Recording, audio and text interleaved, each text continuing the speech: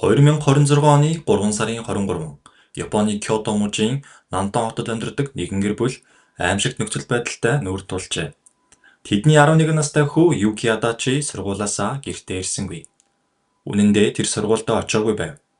Өглөөний 11 цаг 55 минутад сургууль Юкигийн ээжтэй холбогдож хүүн ирээгүй тухай мэдэгджээ. Үүний дараа эрлийн ажиллагаа шууд эхэлсэн байна. Гэр бүлийнхэн хөршүүд болон цагдаа нар зам талбай, сургууль, найзуудын гэр, ойролцоох тосгодууд тэрч байтугай ууланд хүртэл хайлт хийжээ. Хэдэн өдрийн дараа л анхны улмар олдов. Юкигийн нэг хамаатан уулын ингэр дээрх бутан дундаас нэгэн зүйл олжээ. Тэр нь Юки биш байв. Харин түүний тод шаронгийн сургуулийн цүнх байсан юм. Цүнх сургуулаас баруун хойд зүгт 3 км орчим зайтай уулын бүсэд байжээ. Өмнөх өдөр нь бороо орсон тул хөрс, өвс, мод бүгд нойдон байсан ч цүнх бараг бүхэлдээ хураа байв. Газарт хүрсэн хэсэг нь л баг зэрэг чийгтэй байжээ. Хэн нэгэн үүнийг саяхан гинт тавьсан бололтой. Гэвч яагаад хүү хаана байсан юм бол? 2026 оны 4 сарын 13-нд Юки алга болсноос хойш 3-7 хоногийн дараа ой модноос нэгэн хүүгийн цогцос олджээ. 84 гэсэн дугаартай цамц харах өхөнгийн носон хүрэм, шаргал өмд өмссөн байсан ч гуталгүй. Бичиг баримтгүй байв. Мөрдөн байцаагчид тэр үед хүү хэн болохыг хараахан мэдэхгүй байлаа. Юки бол Кёто мужийн жижигхэн тосгонд өссөн, сэргэлэн, нийтэж хүмүүсийн хайртай хүүхэд байсан гэдэг.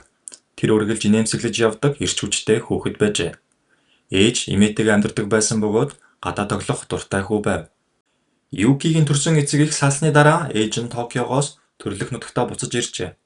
Хэдэн жилийн дараа цахилгаан тоног төхөөрөмж үйлдвэрлэдэг үйлдвэрт ажилд орсон бөгөөд тэр тэнд Юки Ямамото гэдэг хүнтэй танилцжээ. Хамт ажилладаг байсан хоёрын харилцаа улам дотносож улмаар Ямамото эхнэрээ орхин Юкигийн ээжтэй 2025 оны 12 сард гэрэлжээ. Сонирхолтой нь Ямамото эхнэрийнхээ овгийг авч өөрөө мөн адил Юки Адачи болсон байна. Нутгийн нэгэн оршин суугч би хойд эцгийг нь хэд хэдэн удаа хүүхэд рүү орилж байхыг харсан гэж ярьсан. Мөн ангийн хүүхдүүд Юки хойд эцгээ өвгөн гэж дууддаг байсан талаар эцэг ихтэй хэлсэн байдаг. Гэсэн ч тэд хамт амьдраад ердөө хэдхэн сар болж байсан тул хүмүүс үүнийг шинэ гэр бүл дасан зохицохгүй гэж бодож байсан. 3 сарын 23-ны өглөө Юки гэр бүлтэйгээ өглөөний цайгаа уугаад хойд эцэгтэйгээ хамт сургуулигаа явсан.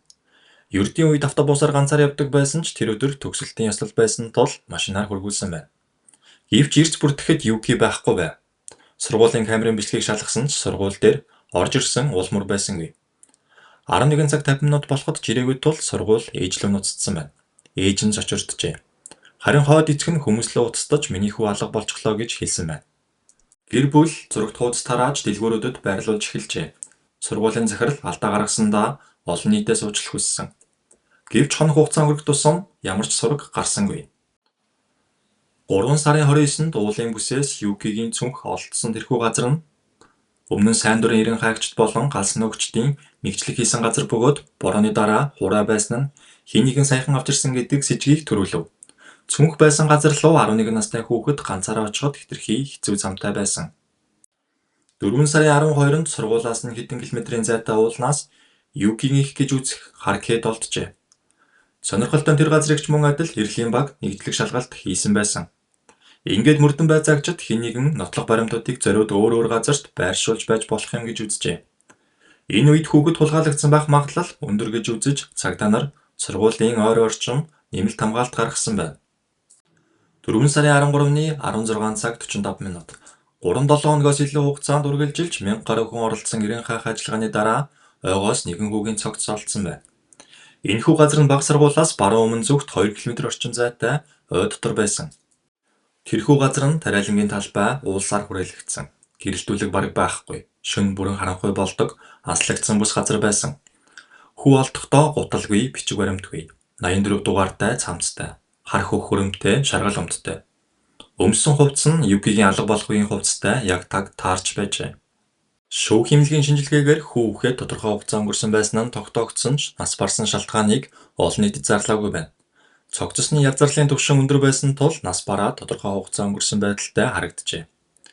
Гэвч газар эзэмшигч өвгөн би 2 хоногийн өмнө энд ногоо төөж явсан. Ямар ч үнэр анзаараагүй гэж мэдүүлсэн байна. Тэр цогцос олдсон газраас ердөө 5 метрийн зайд явж байсан. Тиймээс цагдаа нар цогцыг өөр газар хадгалж байгаад саяхан энд авчирсан гэж үзжээ. 4 сарын 15-нд цагдаа нар гэрт нь нэгжлэг хийсэн. Гэр том байсан тул бүтэн 10 цагийн турш шалгажээ. Маргааш нь буюу 4 сарын 16-ны шөнийн 00:32 цагт хойд эцгийг цогцос хайсан хэрэгт баривчилсан байна. Тэрээр би буруутай гэж хэлжээ. Энэ мэдээ хэргийн эрлийн багт ажиллаж байсан болон энэ хэрэгт санаа зовнож байсан бүх хүнийг цочирдуулсан юм. Учир нь тэр олон 7 хоногийн турш зурагт хуудас тарааж эрлийн ажиллагаанд оролцож хүүгээ хааж байгаа аав шиг харагдаж байжээ. Гэтэл бүх хугацаанд Юки хаана байгааг ганцхан тэр мэдэж байсан байна. Мөрдөн байцаагчдын үзэж байгаагаар хойд эцэг өглөө сургуулийг өнгөрч явсан. Дараа нь өөр газар очсон. Тэнд Юкиг гараараа боомлж алсан. Цогцыг анх өөр газар орхисон. Дараагийн хэдэн 7 хоногийн турш олон удаа өөр газар руу шилжүүлсэн. Цагдаа нар нийтийн бие засах газарч түр хадгалтын цэг байсан гэж сэжиглэжээ. Цагдаа нар нууцаар гар утасны байршлын мэдээлэл болон машины камер хөдөлгөөний маршрут зэргийг шалгаж байсан байна. Эдгээр мэдээлэл нь 4 сарын 12-нд гутлыг 4 сарын 13-нд цогцыг олоход хүргэжээ.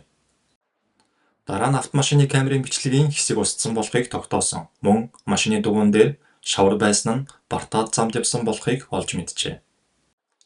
Хамгийн с ิจ гтэй зүйл нь Юки алга болсон өдөр хойд эцэг нь хүү маань алга болчихлоо гэж хүмүүс лөө уццсан байжээ. Гэтэл тэр үед сургууль ээжд нь хараахан мэдэгдээгүй байсан аж. 5 сарын 6-нд түүнийг дахин баривчилж энэ удаа хүн амны хэрэгт сэжиглсэн байна. Түүний өгсөн тайлбарт сургууль руу явж байх замдаа Юки "Чи миний жинхэнэ аав биш" гэж хэлсэн. Энэ үгийг сонсоод уур нь хурж гинэт ийм үйлдэл хийхэд хүрсэн гэжээ. Гэвч цагдаа нар энэ тайлбарт бүрэн итгээгүй бөгөөд тэд илүү олон хүчин зүйл нөлөөлсөн гэж үзжээ. Сэтгүүлчид Юкигийн ангийн хүүхдүүдийн эцэг ихтэй ярилцахдаа нэгэн ноцтой мэдээлэл гарч иржээ. Зарим хүүхдүүдийн ярьснаар Юки найзуудынхаа өмнө аавдаа зодуулж байсан. Тэрч бүхэл нэг найз нь энэ талаар асуухад Юки манай гэр бүлийн талаар битгий асуу гэж хариулсан байна. Мөн тэр сургуулийн эмчийн өрөөнд байнга очдог байсан бөгөөд найзууд нь заримдаа биеийн муу байгааг анзаардаг байжээ. Гисэн ч албан ёсоор гэр бүлийн хүчирхийллийн талаар ямар ч гомдол бүртгэгдээгүй байсан байна. Юкигийн ээж нэгэн зэрэг хоёр аимшигт зүйлийг даван туулах шаардлагатай болсон юм. Нэгдүгээрт хайртай хүүгээ алдсан. Хоёрдугаарт хамгийн их итгэж байсан хүн нь тэр бүхнийг хийсэн байж болзошгүйг мэдсэн. 3-7 хоногийн турш хойд эцэг нь цогцыг нэг газраас нөгөө газар руу шилжүүлж байсан атлаа ээжтэй хамт зурагт хуудас тарааж эрэлд оролцож байжээ. 1000 гаруй хүн Юкиг хайж байх тэр үед ч хүү хаана байгааг мэдэж байсан. Юки бол инээмсэглэл дүүрэн нийтж эрч хүчтэй хүүхэд байсан. Түүнийг хайрладаг ээж, эмээ, найзууд, хөршүүд нь байсан. Гэвч энэ бүхэн түүнийг ердөө 3 сарын өмнө хойд эцэг болсон хүнээс хамгаалж чадсангүй.